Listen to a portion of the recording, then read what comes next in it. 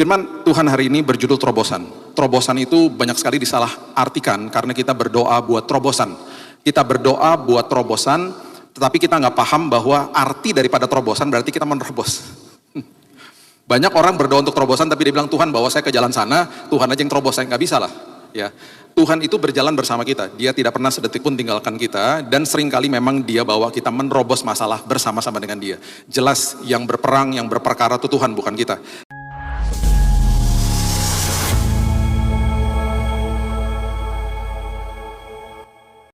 Terima kasih Tuhan buat kesempatan demi kesempatan kami bisa duduk di kaki Tuhan mendengarkan isi hatimu. Kembali Roh Kudus berbicara kepada kami, nasihati kami, berikan kami kekuatan hari ini, berikan kami refreshing, berikan kami Tuhan kembali hari ini pemulihan.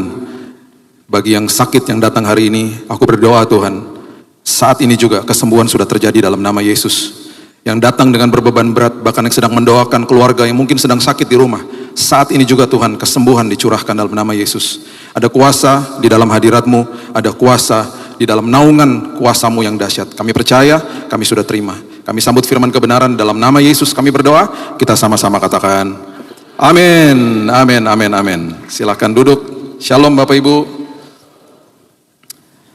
Oke, saya akan kasih tahu dulu karena ini banyak sekali pertanyaan yang masuk di sosial media sampai di banyak yang bertanya. Jadi gini, saya kasih tahu sejarahnya dulu. Di tahun 2020 bulan Mei itu Tuhan menyuruh saya di hati saya untuk menulis renungan harian. Jadi dari bulan Mei 2020 saya menulis renungan harian. Saya nggak tahu mungkin Bapak Ibu sudah baca secara harian, saya nggak tahu. Tapi kalau belum itu semuanya diposting secara tulisan ya. Itu ada di YouTube. Oh, Billy Lantong Official namanya begitu. Ini sejarahnya dulu. Kemudian setelah sekian tahun menulis, sampai hari ini sudah hampir 2000 renungan hariannya. Ini kalau harian berarti banyak ceritanya lah. Hari-hari yang berat itu biasanya hari Minggu, kalau lagi pelayanan dan saya belum nulis buat besok. Nanti malam saya langsung kembali ke Jakarta, biasanya di airport selagi nunggu pesawat, saya udah mulai tulis biasanya. Karena nggak ada waktu selama jam pelayanan. Banyaklah hari-hari yang menjadi tantangan bagi saya. Jadi itu harian. Udah ditulis tahun lalu. Banyak jemaat kasih tahu saya, Pak, saya ini nggak suka atau kan ada orang yang tidak orientasinya bukan membaca gitu, lebih suka video. Saya ngomong sama tim saya bilang, guys, ini kalau kita buat video nggak bisa stop loh, harian soalnya. Cuman 5 menit renungan harian, kemudian kita doa dan kita mulai hari kita setiap hari. Harus diposting, harus setiap hari diposting. Itu jam 3 pagi waktu Indonesia bagian barat, karena itu jam 5 pagi di Indonesia bagian timur. Karena mereka bangun pagi biar mereka udah ada sarapan rohani pagi-pagi. Jadi puji Tuhan sejak awal tahun kita sudah buat bahkan videonya. Sudah hampir 100 lebih lah video, diposting tiap hari. Oke. Ini saya kasih tahu supaya kalau Bapak Ibu belum ada renungan harian silakan, dan ini karena saya dulunya waktu awal-awal tahun 2000 sebelum Covid saya banyak negor jemaat untuk jadikan sosial media tuh mimbarnya. Nah Tuhan bilang, kamu juga dong partisipasi. Oke. Nah tahun lalu juga jemaat bilang gini, Pak buatin bukunya lah Pak gitu. Supaya kita punya buku pegangan 365 hari bukunya. Tebal berarti kan. Bapak Ibu, buku tuh paling gak mudah. Kalau tulis renungan, kemudian video, itu tingkat kesulitannya tidak seperti buat buku. Buat buku itu panjang, prosesnya. Dari covernya, dari isinya, dari proses editing kata-katanya, proofreading itu setting segala macam. Itu lama memang. Dan itu berbulan-bulan tektok-tektokan sama saya dari tahun lalu. Ya. Nah puji Tuhan, ini saya kasih tahu supaya ini tanggung jawab saya juga kepada jemaat. Bukunya 2 minggu lagi akan selesai. Bukunya akan keluar, namanya Kingdom Daily Devotion. 365 hari renungan harian. Jadi nggak ada alasan nih, saya udah kasih semuanya supaya kita bisa pagi-pagi punya sarapan rohani, makanan rohani bagi kehidupan kita. Nah kemudian juga banyak yang bertanya, pesannya di mana Pak? Udah pasti nanti akan terjual di toko buku Immanuel.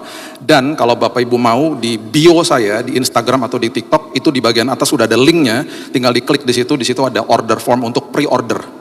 Jadi silahkan kalau mau di situ, nanti akan dikontak sama tim saya, nanti akan akan dikirim bukunya. Jadi itu saya cuma mau kasih tahu itu karena banyak sekali pertanyaan yang saya bilang saya harus kasih tahu di mimbar supaya banyak juga jemaat yang kasih tahu dan paling banyak memang jemaat Nginden yang masuk. Dan tim saya bilang, Pak ini paling banyak jemaat dari Nginden yang bertanya gitu ya. Jadi saya kasih tahu supaya Bapak Ibu mengerti. Oke. Firman saya bukan itu. Oke, kita baca sama-sama. 2 Samuel 5 ayat 17 sampai 19. Oke. 2 Samuel 5 ayat 17 sampai 19. Begini. Firman Tuhan hari ini berjudul terobosan. Terobosan itu banyak sekali disalah artikan karena kita berdoa buat terobosan. Kita berdoa buat terobosan, tetapi kita nggak paham bahwa arti daripada terobosan berarti kita menerobos. Banyak orang berdoa untuk terobosan tapi dia bilang, Tuhan bawa saya ke jalan sana, Tuhan aja yang terobos, saya nggak bisa lah. Ya, Tuhan itu berjalan bersama kita, dia tidak pernah sedetik pun tinggalkan kita, dan seringkali memang dia bawa kita menerobos masalah bersama-sama dengan dia. Jelas yang berperang, yang berperkara itu Tuhan, bukan kita. Kita diminta sama Tuhan untuk tenang, untuk ada di dalam naungan damai sejahtera, rest in Him, masuk dalam perhentian dia, Ibrani katakan. Nah, 2 Samuel 5 ayat 17 sampai 19, ini sampai 20 maksud saya.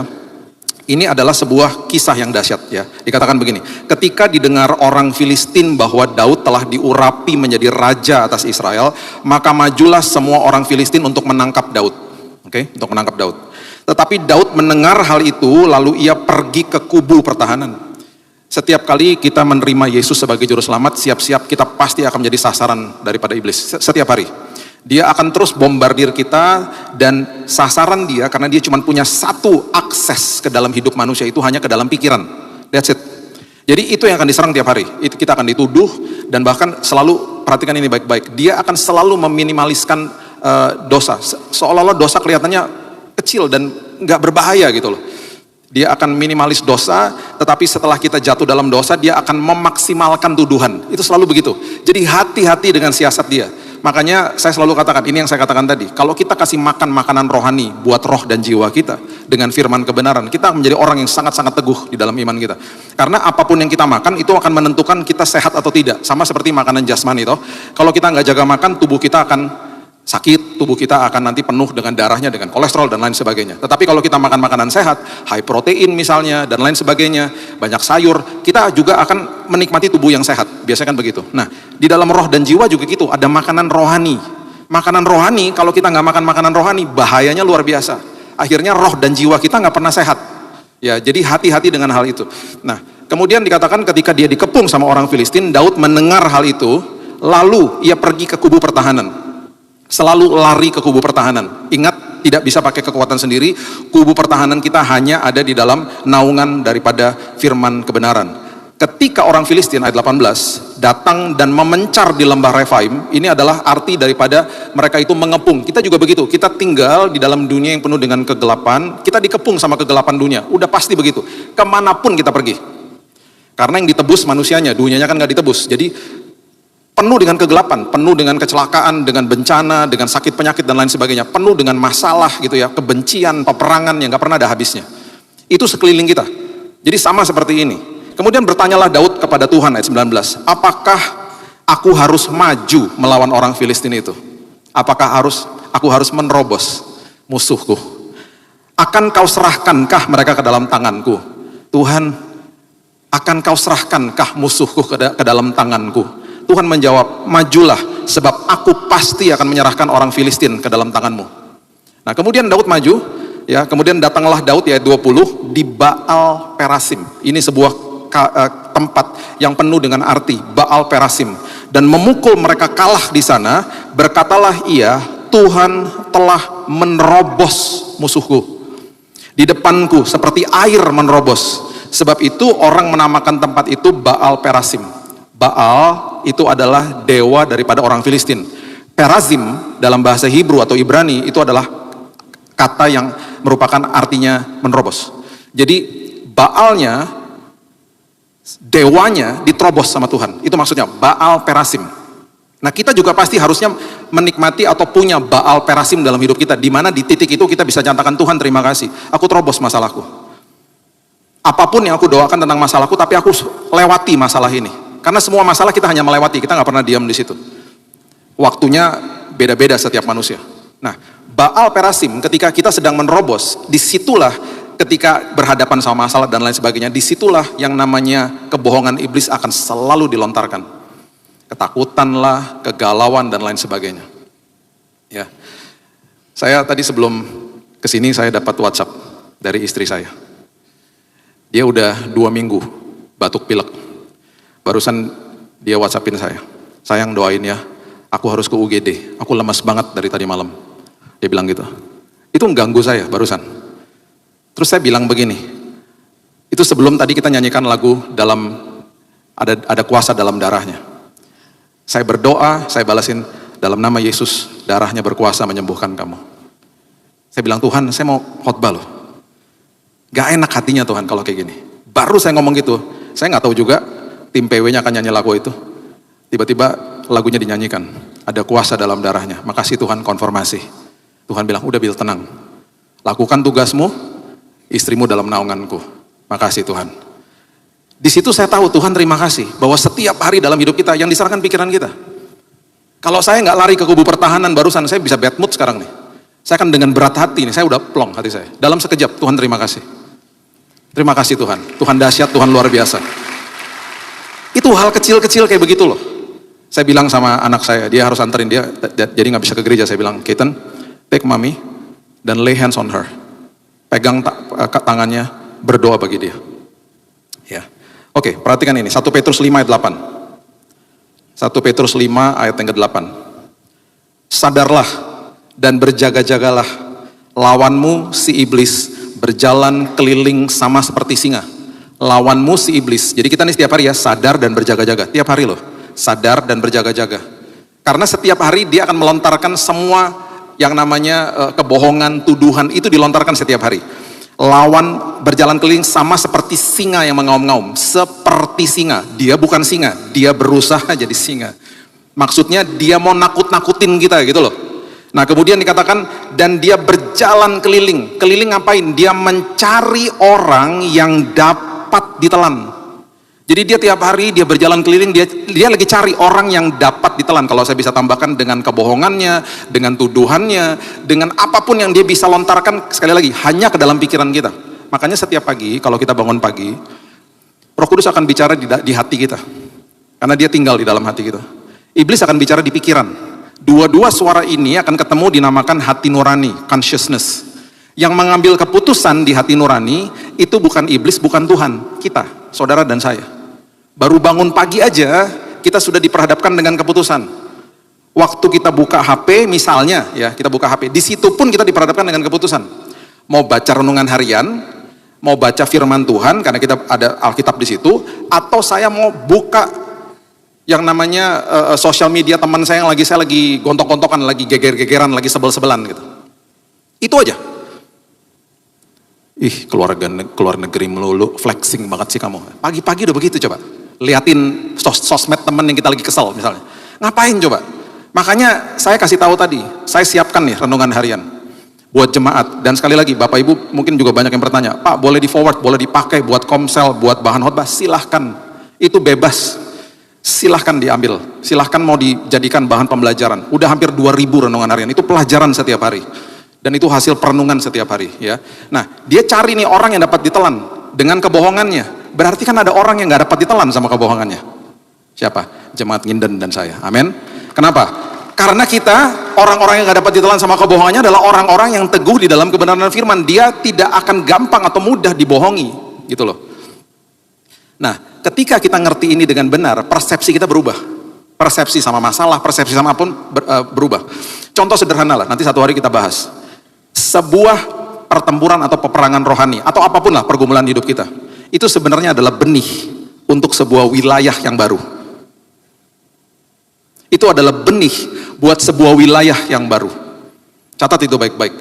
Di Alkitab ketika selalu ada pertempuran ini dan itu dan lain sebagainya, mereka harus bertempur memang, Tuhan yang menjaga mereka, Tuhan yang menolong mereka seperti di Yosua 5 dan lain sebagainya. Tetapi itu semuanya setelah selesai dan Tuhan berperkara, Tuhan yang membela mereka, mereka dapat wilayah baru. Hari ini di dalam hidup kita, Bapak Ibu sudah disiapkan lembaran-lembaran baru, wilayah-wilayah baru, level-level yang baru dalam hidup kita. Tetapi memang selalu begitu, ada pertempurannya. Pertempurannya juga indah sebenarnya, karena kita menyerahkan semua kekhawatiran kita kepada Dia, dan Dia selalu katakan, diam tenanglah, akuilah, aku adalah Tuhan. Aku yang berperkara bagimu. Nah, setelah itu semuanya selesai, ketika kita melewati dengan kebenaran firman, ada wilayah-wilayah baru Tuhan sudah siapkan bagi kita. Itu adalah benih. Makanya sebuah peperangan, sebuah pergumulan, itu adalah benih buat sebuah wilayah yang baru dalam hidupmu. Apapun itu. Makanya orang-orang yang kehidupannya penuh dengan kesaksian, pasti ada kisah-kisah yang gak enak di baliknya. Karena mereka ngelewatin itu. Iya Pak, tadinya begini, dan lain sebagainya. Saya selalu tersenyum, saya selalu bilang, itulah kebenaran firman. Karena Tuhan selalu membiarkan kita atau membawa kita ke dalam hal-hal seperti itu supaya karakter kita diteguhkan, iman kita dikuatkan, berjalan bersama Dia. Gitu loh. Nah, coba lihat Hakim-Hakim pasal yang ke-14 ayat 5 sampai 6. Hakim-Hakim 14 ayat 5 sampai 6. Lalu pergilah Simson beserta ayahnya dan ibunya ke Timna. Ketika mereka sampai ke kebun-kebun anggur di Timna, maka seekor singa muda mendatangi Simson dengan mengaum. Tadi kalau kita baca iblis seperti singa, dia hanya menyerang pikiran. Ini singa beneran, datangin Simson. Pada waktu itu, perhatikan ini, berkuasalah roh Tuhan atas dia. Nah ini indahnya perbandingan antara orang-orang yang hidup di perjanjian lama dengan kita. Perjanjian lama kerap kali roh Tuhan berkuasa di atas manusia, bukan di dalam manusia. Hari ini roh Tuhan berkuasa di dalam kita. Nah dulu di perjanjian lama ketika roh Tuhan hinggap di atas manusia, sesekali roh Tuhannya meninggalkan manusianya loh. Dan itu selalu kalau kita baca begitu. Roh Tuhan meninggalkan dia, hanya insidental sekali-sekali datang. Bahkan ketika masuk ke dalam ruang maha suci, harus ada mediatornya dan lain sebagainya yang bisa berhadapan sama hadirat Tuhan. Bahkan ketika Musa mau mendekati yang namanya semak belukar yang penuh dengan hadirat Tuhan, tiba-tiba suara Tuhan bilang begini, jangan dekat-dekat karena ini tanah kudus. Karena manusia belum bisa manunggal dengan kekudusan Tuhan, karena belum ada penebusan. Kalau manusia manunggal dengan kekudusan Tuhan, manusia bisa mati di dalam kekudusan Tuhan. Bukan karena Tuhan menghukum manusia, tetapi manusia dengan ketidakkudusannya dilumat sama kekudusan Tuhan. Itu pengertiannya. Jadi manusia nggak bisa dekat-dekat, makanya Musa bilang jangan dekat-dekat, ini tanah kudus. Kan ironis, tanah kudus tapi nggak bisa dekat-dekat. Masuk ke perjanjian baru kan beda. Tiba-tiba Yesus bilang begini, yang tadinya Musa jangan dekat-dekat, sekarang dia bilang Marta, kenapa kamu menyibukkan diri? Harusnya kamu duduk di dekat kakiku. Beda udah semuanya. Nah hari ini Roh Kudus tinggal di dalam kita. Roh Kudus tinggal di dalam. Kok nggak mati? Karena sudah ada kuasa penebusan. Kita sudah manunggal, diperdamaikan dengan Tuhan. Itu loh.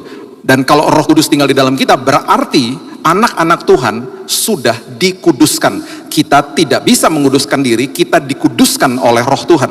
Jadi kurang tepat kalau orang Kristen bilang begini, hidup taat, biar kamu kudus. Ngawur itu. Hidup taat karena kamu sudah dikuduskan. Itu pengertiannya. Karena Roh Kudus tinggal di dalam sini. Dan Roh Kudus tidak akan tinggalkan orang percaya. Kita bisa mendukakan hati dia ketika kita terus hidup dalam dosa, tetapi dia nggak pernah ninggalin kita. Kita akan kehilangan benefitnya. Kita akan kehilangan keuntungan, kehebatan, kuasa dia, kita kehilangan itu akhirnya. Tetapi dia nggak pernah tinggalin orang-orang percaya. Dia selalu ada di dalam sini. Karena itu janji Tuhan, udah terlalu banyak lah ayatnya. Saya nggak punya waktu untuk bahas itu. Satu hari mungkin kita bisa bahas dengan detail. Prinsip daripada ketika manusia dibenarkan sama Tuhan, justified. Ketika kau terima Yesus, arti justification, justified, dibenarkan itu luar biasa dahsyatnya. Oke? Nah, berkuasalah roh Tuhan atas dia. Sekali lagi, di perjanjian baru nggak ada kayak begitu. Di perjanjian baru, berkuasalah roh Tuhan di dalam manusia dan tidak pernah ditinggalkan. Perhatikan ini. Sehingga singa itu dicabiknya seperti orang mencabik anak kambing. Ketika roh Tuhan ada di dalam manusia, di dalam Simson. Singa di mata jasmani, di dalam mata rohani, kambing. Dicabik seperti kambing.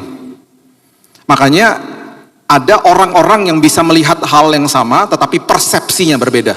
Siapa? 12 pengintai toh? Mereka pergi ke tanah perjanjian, yang 10-nya balik bilang begini, bos, besar banget raksasanya bos, gak mungkin lah masuk ke sana bos, gitu. 12 lihat hal yang sama, yang 10 lihat kebesaran masalahnya, yang 2 balik lihat begini, betul bos, memang mereka besar, tapi Tuhan kita lebih besar bos. Yang 12-12-nya lihat dengan mata jasmani, tetapi yang 10 mata rohani gak pernah terbuka. Yang 2 melihat dengan mata rohani, Tuhan kita lebih besar. Makanya nama 10 pengintai yang ditulis di bilangan 13 seperti Safat, Yigal, Palti, Nafbi, Gadi, gak pernah kita dengar. Karena mereka bukan pahlawan iman. Tapi Yosua dan Kaleb kita dokumentasikan toh namanya, kita masih berikan kepada anak-anak kita. Kenapa? Pahlawan iman. Satu hari saya sedang berkhotbah begini, teman saya datang ke saya ngomong gini, Bill, itu nama-nama 10 pengintai, aku punya teman namanya itu loh Bill. Yang benar, iya. Itu kemarin pas mereka dengar keluarganya, itu orang tuanya nyesel Bill kasih nama itu. Anaknya udah besar Bill. Terus kenapa dikasih nama itu? Dia main comot-comot aja nama dari Alkitab. Dia pikir nama dari Alkitab itu berarti bagus-bagus semua. Enak aja. Masa kamu mau kasih nama anak kamu Agag? Agag itu Raja Amalek misalnya. Namanya siapa? Agak. Kan nama Alkitab, Pak. Gak semua nama di Alkitab itu pantas diberikan kepada anak kita. Dia baru sadar, ternyata dia 10 pengintai, nama 10 pengintai, dan gak boleh masuk tanah perjanjian lagi. Jadi mereka lagi proses mau ganti namanya katanya. Gak semua nama di Alkitab itu pantas untuk diberikan kepada keturunan kita. Nah, contohnya ini. Ya, contohnya ini. Nah, itu sebabnya ketika kita mengerti ini dengan benar, jadi gini, prinsipnya gini. Ketika kita bicara soal terobosan, ada 3 jalan yang kita enggan atau kita nggak mau terobos. Karena nggak enak. Pertama, jalan yang sempit. Yang kedua, yang kerap kali kita mau lakukan tetapi kita, aduh nggak pengen deh, jalan yang asing yang nggak pernah kita lewati. Aduh bener nggak sih ini? Yang ketiga, jalan yang gelap. Siapa mau masuk dalam jalan gelap? Itu 3 jalan yang kerap kali kita nggak mau masuk, dan Alkitab sudah mencatat tentang hal-hal ini. Ada narasi-narasi yang luar biasa yang Alkitab sudah kasih tahu sama kita. Pertama, jalan yang sempit. Matius pasal yang ke-7 ayat 14 mengatakan begini. Karena sesaklah pintu, sesaklah pintu dan sempitlah jalan yang menuju kepada kehidupan, dan sedikit orang yang mendapatinya. Bapak Ibu, jalan yang sempit ini selalu harus menjadi prinsip daripada kehidupan terobosan kita. Jadi gini, jalan yang sempit itu berarti sebelum masalah kita diterobos, saudara dan saya mengalami terobosan di dalam sini. Jadi jangan minta terobosan dari Tuhan, ya, sah-sah aja minta terobosan, tetapi pasti dia akan kemudian bekerja di dalam kita, karena yang paling penting adalah terobosannya di dalam sini dulu. Kitanya diubahkan Tuhan. Sekarang analoginya begini, jalan yang sempit, siapa yang mau masuk situ? Paling gak suka kita masuk jalan sempit misalnya. Contoh, beberapa kali di kota Jakarta ini, karena kalau rush hour dan lain sebagainya, Jakarta tuh gini lah, pokoknya salah-salah dikit aja ya, pas orang lagi pulang kantor itu. Kemarin ada Perdana Menteri dari Perancis kalau nggak salah itu datang. Jalanan ditutup, karena cuma sebentar, dia cuma mau lewat di situ. Salahnya di jam bubaran kantor, rush hour, jam-jam 45 sore ya. Itu macet sampai 3 jam. 3 jam. Ada orang yang pulang ke rumahnya di busway, di bus 5 jam. 5 jam baru pulang. Karena begitu, jadi sangat-sangat sensitif. Nah biasanya kalau udah mau macet ya, kalau saya misalnya buka Google Map, ada pelayanan sore misalnya, itu sensitif banget. Nah biasanya saya ini suka diarahkan ke jalan-jalan kecil, memang lebih ya bisa mempersingkat waktu sedikit lah katanya. Di jalan yang sempit, Bapak Ibu, yang pertama saya nggak bisa ngebut nabrak ayam, nabrak anak kecil, nabrak gerobak, nabrak motor, nggak bisa. Di dalam jalan yang sempit, saya harus menguasai diri saya untuk betul-betul sabar, betul nggak? Di dalam jalan yang sempit, saya juga harus menguasai diri saya untuk hati-hati. Itu jalan sempit. Di dalam jalan yang sempit, kerap kali kita akhirnya mau nggak mau belajar ngalah. Papasan nih, sama mobil di depan, spion ditekuk misalnya. Kadang-kadang kita bilang gini sama pengendara di depan, mas maju duluan mas, biar saya juga bisa lewat. Saling mendahulukan kepentingan orang lain, supaya semuanya bisa lancar, betul nggak? Jalan yang cepat nggak ada begitu. Itu jalan sempit tuh. Terus di jalan-jalan yang sempit kita juga diajarkan apa? Nggak membanding-bandingkan diri dengan orang lain. Contohnya gini, saya udah hampir di ujung, kira-kira 100 meter lagi. Saya lihat di depan saya ada jalan raya. Itu mobil kencang banget, cet gitu. Dalam hati saya, jalan raya lancar di depan. Pengen buru-buru ke depan toh. Dibanding-bandingkan dengan orang-orang yang hidupnya sepertinya lancar-lancar aja. Saya nggak bisa maju karena ada motor parkir agak ke tengah, orangnya lagi di dalam rumah harus dipanggil. Macet di situ. Kesel nggak? Kesel. Sampai saya pernah mikir gini, kalau saya nggak lihat jalan cepat itu mungkin saya nggak apa-apa loh. Cuman karena dibentur-benturkan dengan, aduh bentar lagi nih, jalan raya nih. Aduh kenapa sih nih? Tiba-tiba kayak begitu. Belajar sabar lagi toh. Itu jalan sempit. Di dalam jalan yang sempit, terobosan terjadi di sini. Kita belajar sabar, belajar mengedepankan kepentingan orang lain, belajar ngantri, belajar hati-hati, belajar nggak banding-bandingkan diri dengan orang lain. Orang Indonesia ya, memang budaya ngantrinya tuh harus diingatkan terus-terusan. Misalnya lift kebuka, pasti gubrak-gubrakan depan lift. Nggak nyadar bahwa yang dari dalam harus keluar dulu, betul kan? Itu orang Indonesia, kecuali jemaat Nginden ya.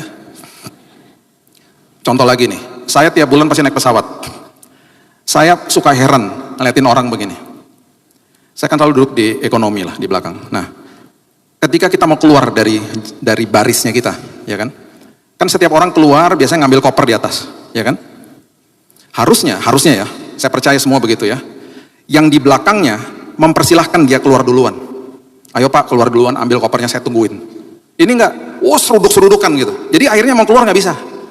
Saya pernah ya, satu hari saya ngeliat nih ibu nggak bisa keluar karena orang terus jalan. Saya berhenti, Bu silakan Bu. Wah saya diseruduk dari belakang. Puji Tuhan badan saya kuat. Saya taruh kaki ke belakang begini. Saya balik ke belakang, saya bilang, Mas, sabar ya Mas, gitu. Saya suruh dia keluar dengan keluarganya. Dia ambil ibu-ibu kan suka lama ngambilnya. Kalau bisa tolongin. Dia keluar duluan, semuanya beres, udah clear, baru kita jalan. Karena itu bangkunya dia berhak keluar duluan. Itu hal kecil loh. Kadang-kadang ya, saya suka mau keluar dari situ, saya suka ngeliatin mukanya nih orang-orang. Gak peduli udah. Saya pegang koper, saya jalan duluan. Gak ada tuh, ayo Pak, silakan dulu Pak, keluar. Itu ya budaya seperti itu hal kecil loh. Kalau kita lakukan itu dari hal kecil, belajar untuk memperhatikan kepentingan orang lain terlebih dahulu, hidupmu diberkati, hidupmu dibawa sama Tuhan, dan orang akan juga nantinya, itu semuanya kita tabur akan kembali kepada kita. Itu hal kecil loh, hal sederhana loh. Itu hal-hal kayak gitu, saya makanya suka perhatikan orang-orang. Masuk ke pintu mall misalnya, dibukain pintu, lihatlah sebentar ke sapamnya, makasih ya Mas, gitu. Orang nyelonong aja. Itu hal kecil-kecil, hal seperti begitu orang udah nggak peduli ketika di tempat umum. Ya, makanya di dalam jalan yang sempit kehidupan kita diubahkan Tuhan. Kehidupan kita di situ akhirnya mengalami terobosan. Jadi kalau sampai masuk ke dalam jalan seperti itu, belajarlah, karena disitulah Tuhan akan menolong kita. Tuhan akan menolong yang tadinya ini loh karaktermu yang seperti ini, ayo diubahkan. Yang kedua, jalan asing. Firman Tuhan katakan begini, Kejadian pasal yang ke-26, ayatnya yang pertama sampai ketiga mengatakan begini. Kejadian 26 ayat 1. Maka timbullah kelaparan di negeri itu. Ini bukan kelaparan yang pertama yang telah terjadi dalam zaman Abraham. Sebab itu Ishak pergi ke Gerar kepada Abimelek, raja orang Filistin. Karena kelaparan, kekeringan, kemudian Ishak mau pergi on the way ke Mesir, dia mampir ke tanah Gerar. Karena di situ ada Abimelek, teman keluarganya. Jadi dia mampir, mungkin mau say hi dan lain sebagainya. Itu tanah asing kan? Lalu Tuhan menampakkan diri kepadanya serta berfirman, janganlah pergi ke Mesir, diamlah di negeri yang akan kukatakan kepadamu. Diam di sini. Tinggallah di negeri ini sebagai orang asing. Tinggallah di negeri ini sebagai orang asing. Maka aku akan menyertai engkau dan memberkati engkau, sebab kepadamulah dan kepada keturunanmu akan kuberikan seluruh negeri ini, dan aku akan menepati sumpah yang telah kuikrarkan kepada Abraham ayahmu. Tanah asing atau lembaran asing dalam hidup kita, atau sesuatu hal yang kita sedang alami yang gak pernah kita alami sebelumnya, itu sering kali membawa kehidupan kita kepada proses yang namanya deg-degan. Ini gimana ya, aku gak pernah loh kesini, aku gak pernah loh ada dalam lembaran ini. Saya nggak pernah mengalami proses di mana saya dirawat di rumah sakit. Saya nyambangin teman atau keluarga teman, siapapun yang di rumah sakit, liatin orang di infus udah biasa. Datang, doain dan lain sebagainya. Saya sendiri nggak pernah. Karena sepanjang umur hidup saya, sakit cuma flu-flu aja. Nggak pernah yang sakit memerlukan harus dirawat. Tiba-tiba tahun 2018, waktu saya sakit kena kanker darah itu, saya kan langsung diopname di rumah sakit. Tiba-tiba sakitnya parah banget, divonis mati 3 bulan, masuk rumah sakit. Itu kan lembaran asing bagi saya. Berbaring di tempat tidur, mending infusnya di tangan, infusnya di dada sekarang. Nggak bisa Pak di tangan, karena pembuluh darah besar harus di sini, harus dibolongin 3 lubang ya Pak di sini, karena nanti waktu kemonya masuk, itu berbarengan dengan yang namanya antibiotik dengan transfusi darah, dibilang gitu. Jadi selama saya sakit itu, saya sudah dimasukin 80 kantong darah merah. Karena kanker darah kan, darahnya habis terus, dimasukin bocornya di mulut, di gusinya keluar darah terus. Jadi kalau satu hari tiba-tiba saya bisa fasih berbahasa Jerman, ada kemungkinan darah orang Jerman masuk ke dalam tubuh saya nggak tahu ya. Setiap kantong darah saya selalu tumpangin tangan, Tuhan ini kantong darah siapa ya Tuhan, tuh tumpangin tangan Tuhan, tolong ya Tuhan. Tuhan ini darahnya, walaupun ini saya nggak tahu siapa, tapi saya percaya darah Yesus yang menyembuhkan saya. Makanya setiap hari saya perjamuan kudus. Bapak Ibu nanti perjamuan kudus ketika ambil darah Yesus bilang begini, karena itu darah yang pertama kali di dalam passing over, di dalam Paskah, itu darah anak domba dibubuhi di pintu bangsa Israel. Malaikat maut lewat. Hari ini kita merayakan anak domba Allah, darahnya anak domba Allah, darahnya Yesus. Makanya kita punya kuasa dan otoritas. Kita punya hak bisa mengatakan, Tuhan, aku bubuhi darahmu di dalam kehidupanku. Bukan sekedar darahmu menyucikan, membersihkan kehidupanku dari dosa, tetapi darahmu melindungi keluargaku. Makanya ada kuasa di dalam darah Kristus. Tuhan, aku bubuhi darah ini Tuhan kepada keluargaku yang sedang sakit. Aku bubuhi darahmu ini Tuhan kepada keluargaku. Perlindunganmu Tuhan terjadi dalam keluargaku. Jadi benteng pertahanan. Itu artinya. Ya. Jadi waktu masuk ke dalam tempat seperti itu kan tempat asing bagi saya. Ngeliatin orang sakit kanan kiri saya, udah gitu langsung yang istilahnya udah level tingginya lah, maksudnya level tinggi ketakutannya gitu.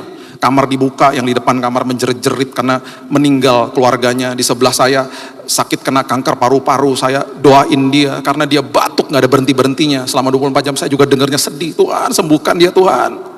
Tiba-tiba besok paginya suster masuk kamar saya bilang, suster saya udah gak dengar batuknya, udah mendingan ya? Enggak Pak, meninggal tadi pagi, jam 5. Saya jadi takut doain orang.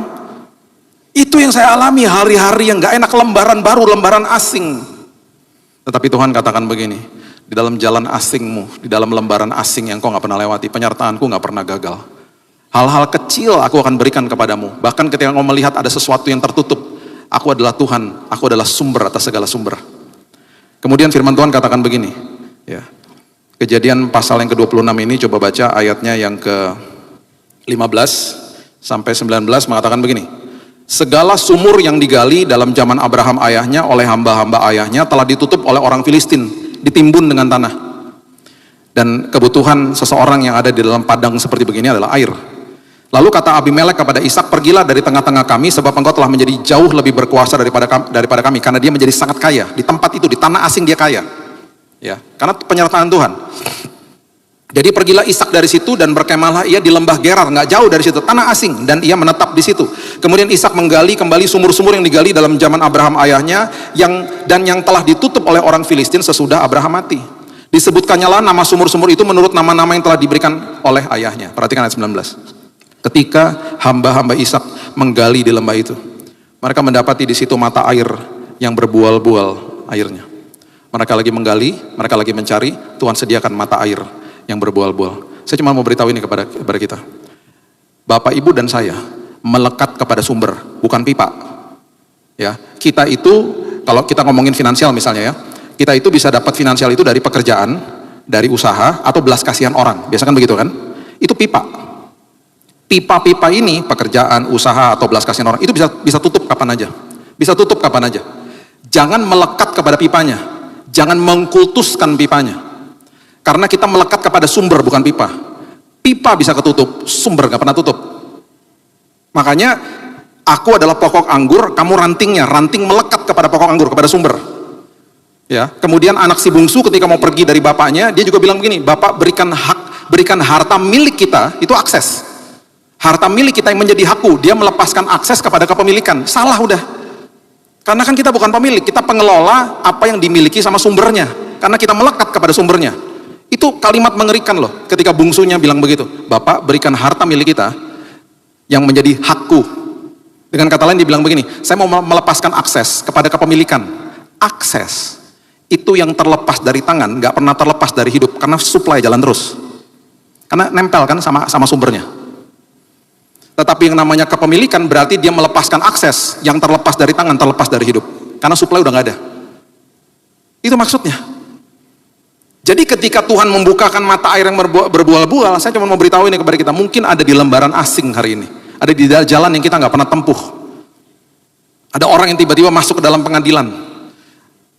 Ada orang yang tiba-tiba dituntut. Ada orang yang tiba-tiba masuk ke dalam lembaran yang, wow, aku gak pernah lihat ruang sidang misalnya.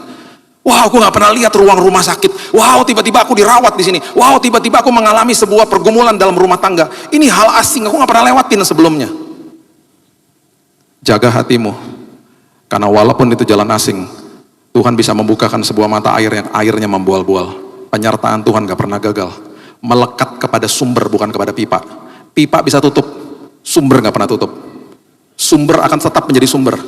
Itu sebabnya apapun yang kau lewati, Tuhan, aku lagi ngelewatin hari-hari yang gak enak karena pipanya ketutup Tuhan, tapi aku percaya Tuhan sanggup membuka pipa-pipa yang lain. Itu Tuhan. Aku percaya Tuhan, Engkau sanggup membukakan pintu-pintu yang tadinya tertutup karena melekat kepada sumbernya. Kalau melekat kepada sumber kita tenang. jalan sempit, jalan asing, dan yang terakhir jalan yang gelap. Saya nggak pernah lupa dulu ketika saya ada di vilanya om saya ketika masih kecil-kecil. Dia punya villa di daerah Cisarua di luar Jakarta. Kami keluarga besar biasanya ngumpul di situ, anak-anak masih sama sepupu-sepupu saya, kan kami keluarga besar. Itu pintu pagar kebuka, itu villanya di dalam, jadi masuk sampai ke dalam. Kalau malam itu jalanan dari pagar sampai ke villa itu gelap, nggak ada lampunya. Kita suka main truth and dare sama cousins, sama sepupu saya. Ayo, siapa yang berani lari ke depan, balik lagi, dikasih uang. Kita taruhan. Saya nggak pernah berani, karena gelapnya luar biasa. Ada sih satu pernah lari ke depan, terus kita teriakin rame-rame. Biasalah anak kecil, wah hantu lo gitu-gitu. Dia sampai balik sih, maaf ya, balik sih. Kita masih remaja-remaja. Itu maaf ya, itu buang air kecil di celananya. Saking ketakutan. Tapi dia gimana? Dia harus balik lagi kan? Tapi karena kita kasihan, kita kasih uang. Itu jalan yang gelap. Jalan yang gelap orang pasti, duh gelap amat sih. Makanya kalau tiba-tiba PLN mati di rumah, semua pasti kan gini, ya gitu.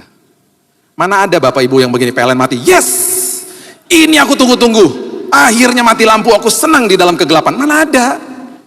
Dan semua kita saya jamin, ketika tiba-tiba PLN-nya nyala, semua gimana ngomongnya? Ye, bener gak? Mana ada pas PLN nyala, ya kok nyala sih? Terus kita telepon PLN, mas jangan dinyalain dulu mas, enak tadi gelap-gelap. Gak ada lah. Karena orang tidak suka sama kegelapan.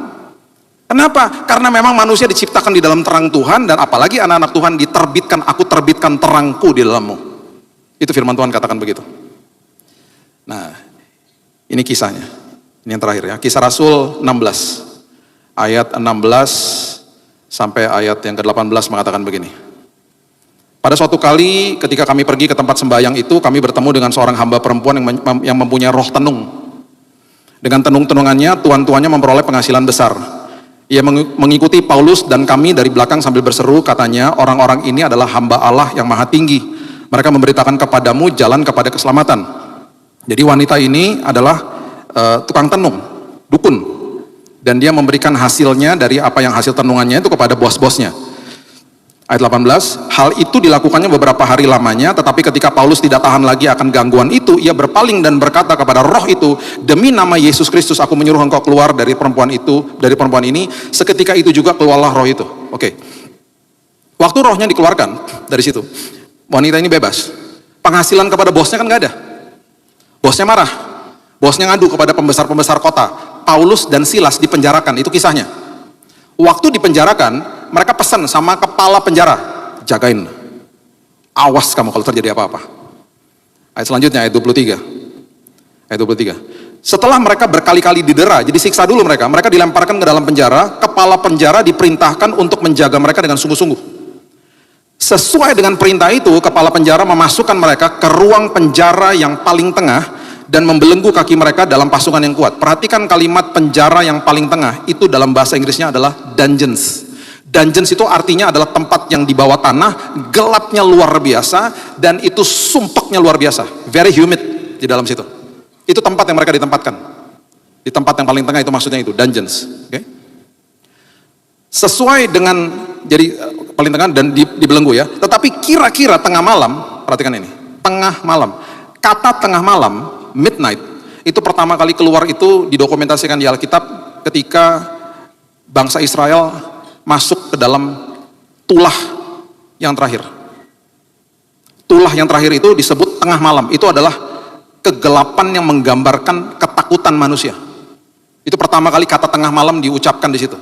Jadi kata midnight, tengah malam itu adalah gambaran daripada waktunya manusia, waktu kita yang melewati masalah yang paling gak enak, paling gelap itu di situ.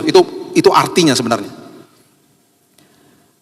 Terjadi begini, tengah malam Paulus dan Silas berdoa dan menyanyikan puji-pujian kepada Allah, dan orang-orang hukuman lain mendengarkan mereka. Hal pertama yang perlu kita lakukan di dalam kegelapan masalahmu, nyanyikan nyanyian syukur kepada Tuhan. Ada kuasa di balik ucapan syukur. Ada kuasa di balik ucapan syukur. Selalu nyatakan begini, Tuhan terima kasih. Jawaban doa Tuhan sudah siapkan, kesembuhan Tuhan sudah siapkan ribuan tahun yang lalu. Aku terima dalam nama Yesus. Aku mengucap syukur karena pekerjaan tanganmu hebat dalam hidupku. Ya. Kemudian begini, akan tetapi terjadilah gempa bumi setelah mereka mengucap syukur yang hebat sehingga sendi-sendi penjara itu goyah. Seketika itu juga terbukalah semua pintu, terlepaslah belenggu mereka semuanya. Ada kuasa di balik ucapan syukur.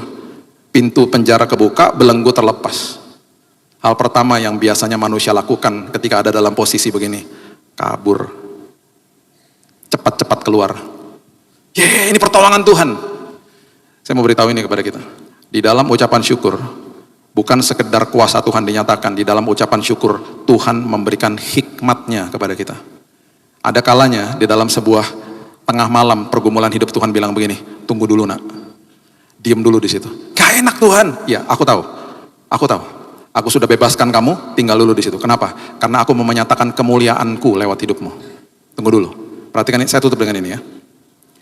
Kehidupan manusia, semua kita diberikan kemuliaan Tuhan. Nanti satu hari kita bahas dengan lebih detail. Kemuliaan Tuhan itu artinya atribut karakter Tuhan yang diberikan di dalam manusia. Di semua ciptaan yang lain itu hanya ditempel istilahnya. Bulan, bintang, binatang, dan lain, itu ditempel.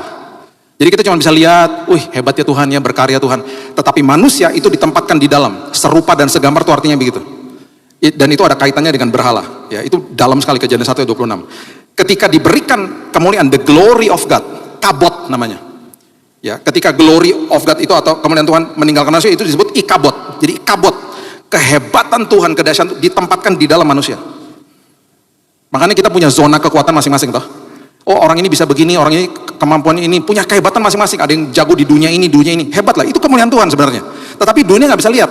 Karena orang yang non-believer, yang tidak percaya, juga punya kehebatan. Juga punya kemampuan yang hebat-hebat, ya kan?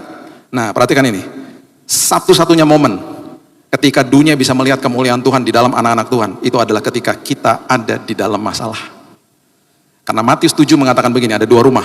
Yang satu didirikan di atas pasir, satu didirikan di atas batu. Dua-duanya rumah toh. Kalau kita lihat rumahnya, kita bisa lihat fondasinya nggak? Nggak bisa lah. Mana bisa lihat fondasinya?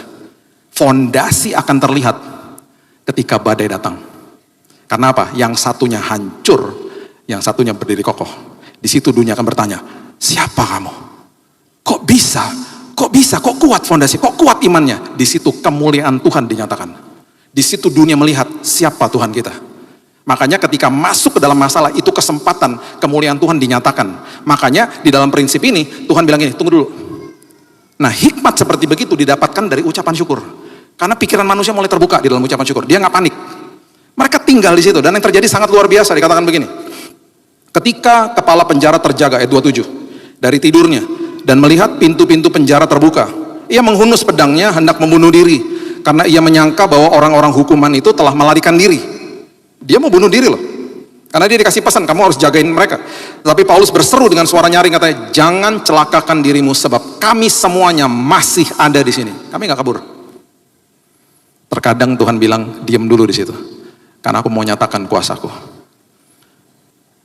Dan ketika kepala penjara itu menyuruh membawa suluh ayat 29, berlari masuk dan dengan gemetar tersungkurlah ia di depan Paulus dan Silas. Ia mengantar mereka keluar sambil berkata, Tuhan, Tuhan, apakah yang harus aku perbuat supaya aku selamat? Jawab mereka, percayalah kepada Tuhan Yesus Kristus dan engkau akan selamat, engkau dan seisi rumahmu. Bapak Ibu, kalau Paulus dan Silas kabur pergi dari situ, kepala penjara mungkin sudah bunuh diri. Karena mereka tinggal di dalam kegelapan dengan pertolongan dan hikmat Tuhan. Bukan sekedar kepala penjara, nanti Bapak Ibu baca kisahnya. Bukan sekedar dia diselamatkan, seisi rumahnya terima Yesus.